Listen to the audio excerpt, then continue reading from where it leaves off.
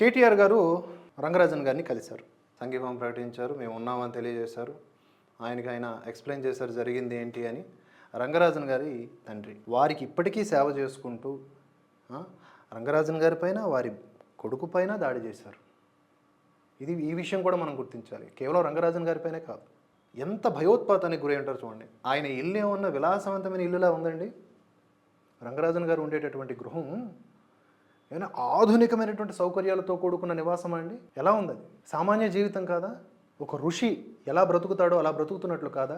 కంటికి కనిపిస్తున్నా కూడా ఇంకా కనబడినట్లుగా నటిస్తున్నటువంటి దుర్మార్గులారా ఎవరైతే ఈ వీరరాఘవ అనే నీచుడిని వెనకేసుకు వస్తున్నారో, వాడి పేరు రావణాసుర, ఆ రావణ అసురుడిని వెనకేసుకు వస్తున్నారో ఆలోచించండి సన్నాసులారా. చూడండి, కనీసం బుద్ధి పెట్టి మనసు పెట్టి ఆలోచించండి. సో బీఆర్ఎస్ పార్టీ నాయకులు, బీఆర్ఎస్ వర్కింగ్ ప్రెసిడెంట్ కేటీఆర్ గారు కూడా కలిశారు, సబితా ఇంద్రారెడ్డి, మిగతా వాళ్ళందరూ కూడా కలిశారు. హైలైట్ ఏంటంటే ఈయన కలిశారు. ఈయన ఎవరు? ఆర్ఎస్ ప్రవీణ్ కుమార్ గారు. ఇలా ఎడం చేతితో ప్రతిజ్ఞ చేశారు హిందూ ధర్మానికి వ్యతిరేకంగా. వారు కూడా కలిశారు. కలిసేలా చేసినటువంటి ఎవడు?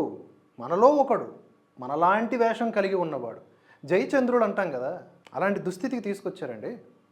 ఆర్ఎస్ ప్రవీణ్ కుమార్ గారు మన అర్చకులకు జరిగినటువంటి దాడిని, మనవాడే చేసినటువంటి దాడిని ఖండిస్తూ వెళ్ళారు in the name of BRS party candidate. ఇలాంటి సిచ్యువేషన్స్ని మనం భరించాలని రాసుంది అంతే. మన కర్మలే మన చేత ఇలా నడిపిస్తాయి.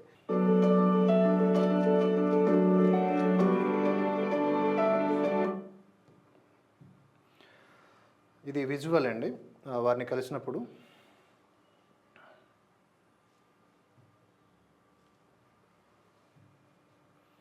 వారిని కలవడం జరిగింది, వారితో మాట్లాడడము జరిగింది, వారికి ధైర్యం చెప్పడం జరిగింది కేటీఆర్ గారు. అఫ్కోర్స్ రాజకీయమా కాదా తర్వాత విషయం.